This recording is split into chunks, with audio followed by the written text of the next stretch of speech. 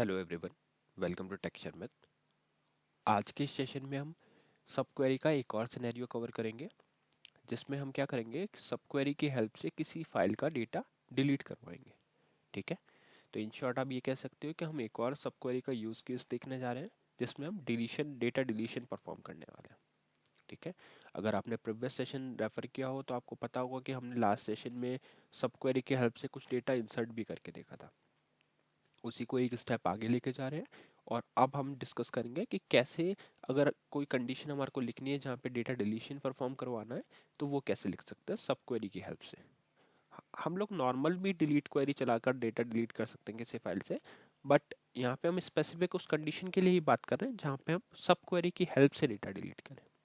ठीक है, तो इसको एक्सप्लेन करने के लिए मैं पहले आपको कुछ टेबल्स दिखाऊंगा, फिर हम रिक्वायरमेंट समझेंगे, क्योंकि किसी भी प्रॉब्लम स्टेटमेंट पे वर्क करने से पहले उसकी रिक्वायरमेंट समझना बहुत ज़रूरी है। एक बार आपको रिक्वायरमेंट क्लियर हो गया तो फिर आप कोई भी क्वेरी स्क्रैच से लिख सकते हो। तो चलो देखते हैं कैसे हम प्रॉब्लम स्टेटमेंट से डील करेंगे। यहाँ पे तो मैंने लिखा str स्टार्ट एसक्यूएल के लिए। अब हम यहाँ पे दो टेबल का यूज़ करने वाले, जिनका नेम मैंने टेबल 1 और टेबल 2 ही रखा है। ठीक है, अभी के लिए तो एक पहले नॉर्मल क्वेरी रन करके आपको डेटा दिखाता हूँ। तो यहाँ पे हमने क्या किया, सेलेक्ट स्टार फ्रॉम शर्मित 1, जो मेरा लाइब्रेरी का नेम है, स्लैश टेबल 1। ठीक है, ये आ गया हमारा टेबल 1। अब यहाँ पे जैसे ही मैं एंटर हिट करता हूँ तो हमारे पास कुछ डेटा आ रहा है। कॉलम का नेम मैंने कॉलम 1 रखा है। यहाँ पे आप देखोगे 1 2 4 ये रिकॉर्ड्स है यहाँ पे। ठीक है, अब हम देखते हैं सेकंड टेबल का डेटा। तो सेम क्वेरी में वापस लिखूंगा, select star from Sharmit 1 slash table 2। और यहाँ पे हम जैसे ही एंटर हिट करते हैं तो शर्मित 1, ओके। तो यहाँ पे हमारे पास डेटा क्या है, कॉलम 2 3 4 5 6। तो ये काउंट कॉलम नाम से इसको मैंने स्टोर किया हुआ है। काउंट कॉलम क्या है, 2 3 4 5 6। अब हमें क्या करना है, सेकंड जो टेबल, फर्स्ट जो टेबल थी उससे डेटा रिमूव करना है जो भी इसके फर्स्ट रिकॉर्ड पे है। क्लियर हुआ आप लोगों को? हमें क्या करना है, फर्स्ट टेबल में सपोज यहाँ पे 2 है तो फर्स्ट टेबल से सारी 2 की वैल्यू रिलीव हो जाए। अगर यहाँ पे फर्स्ट रो में 3 होता तो सारी 3 की वैल्यू रिमूव हो जाए। अगर अवेलेबल है तो, वहाँ पे अवेलेबल है तो ही रिमूव हो, अदरवाइज तो वो क्वेरी शो कर देगा there is nothing to delete, right. But हमें डिपेंड करना है इसके फर्स्ट रो पे। फर्स्ट रो कुछ भी हो सकता है यहाँ पे एक और इंसर्टेड रो होता जहाँ पे 5 होता, या कुछ भी होता, तो वो उस फाइल में चेक करेगा और उसको फिर वो डिलीट कर देगा। तो ये हमारा ओवरऑल ऑब्जेक्टिव है। अब देखते हैं इसको सॉल्व कैसे किया जाएगा।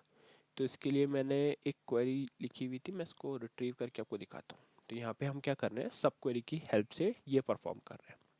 तो सबसे पहले तो आपको डिलीट कीवर्ड लिखना पड़ेगा, delete from table 1 where column 1 equal, क्योंकि कॉलम 1 से डिलीट करना ये हमें पता है, बट क्या डिलीट करना है वो हम डालते हैं वेयर कंडीशन में कि कौन सी जगह से डिलीट करना। तो लिखा वेयर कॉलम 1 इक्वल्स टू, और सब क्वेरी में क्या डाल दिया, select count of column from table 2 fetch first rows only. तो ये क्या करेगा, इस पूरी टेबल में से सिर्फ फर्स्ट रो जो है उसके लिए काउंट कॉलम निकाल के लाएगा, और वो काउंट कॉलम मैच कराएगा अपने आउटर टेबल से। अगर वो मैच होता है तो उस केस में वो रिकॉर्ड डिलीट हो जाएगा। सिंपल। अब एक इंपॉर्टेंट बात, यहाँ पे हम सब क्वेरी का यूज कर रहे हैं, ये आपको दिख रहा है क्योंकि एक क्वेरी के अंदर एक क्वेरी चल रही है। बट बहुत से लोग कंफ्यूज ये भी हो जाते हैं कि क्या दो सब क्वेरी उसी को कहेंगे जहाँ दो सेलेक्ट क्वेरी हो। ऐसा नहीं है, यहाँ पे आप डिलीट भी एक क्वेरी ही है ना। एट द एंड हम क्वेरी ही यूज कर रहे हैं, अपडेट भी एक क्वेरी होता है।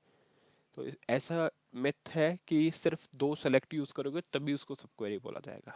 ठीक है, तो ये कई बार इंटरव्यूज में भी क्वेश्चन पूछते हैं कि अगर हम दो सेलेक्ट क्वेरी एक साथ यूज कर रहे हैं तो वो सब क्वेरी है, या डिलीट और सेलेक्ट भी सब क्वेरी है।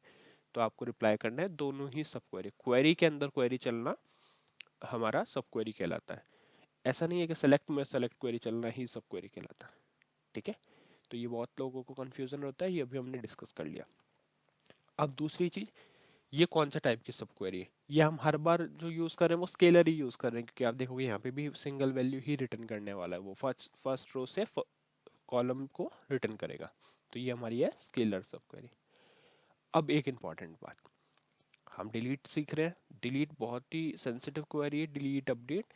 तो मेक श्योर करना कि आप जिस भी सिस्टम पे ये डिलीट क्वेरी यूज़ कर रहे हो वहाँ पे आपको पहले पूरा आइडिया होना चाहिए कि आप उसी टेबल से डेटा डिलीट कर रहे हो ना, जो आपको जिससे करना है। क्योंकि एक बार अगर आपकी डिलीट क्वेरी चल गई तो आपका रिकॉर्ड फिर रिटेन नहीं होगा, वो चला जाएगा।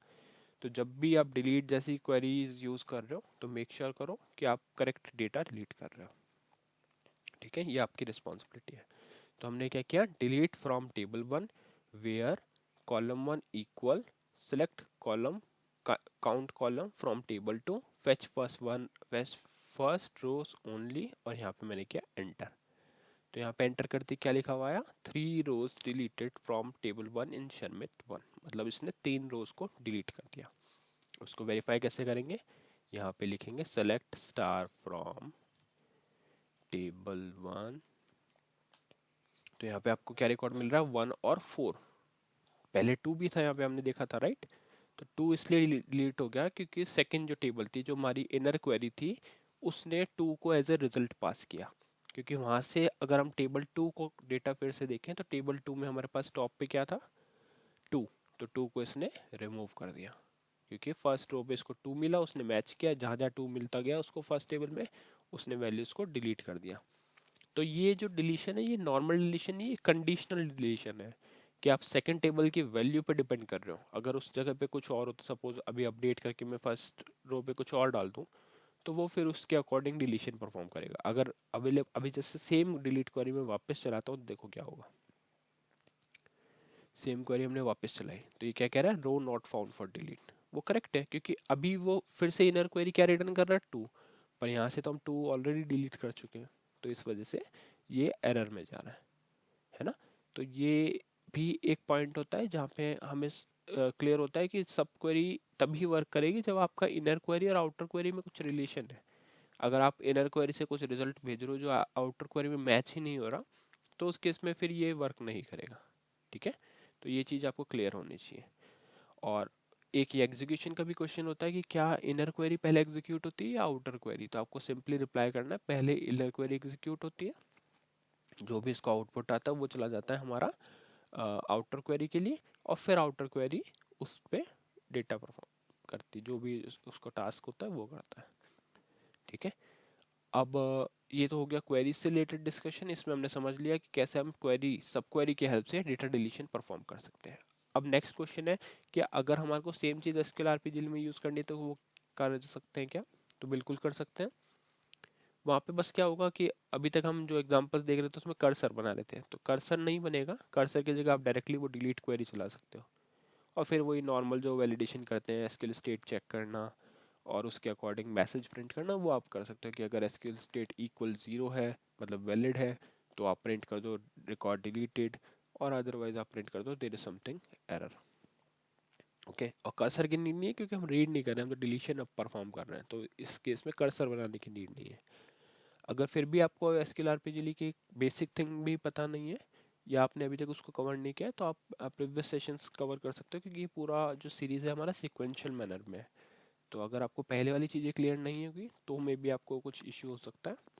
बट इन सेशंस में हम मेनली डिस्कस करने जा रहे हैं सिर्फ सब क्वेरीज के बारे में। ठीक है, तो आई होप ये सेशन आपको क्लियर हुआ होगा। नेक्स्ट सेशन में बाकी टॉपिक डिस्कस करेंगे। So thank you for watching tech share में।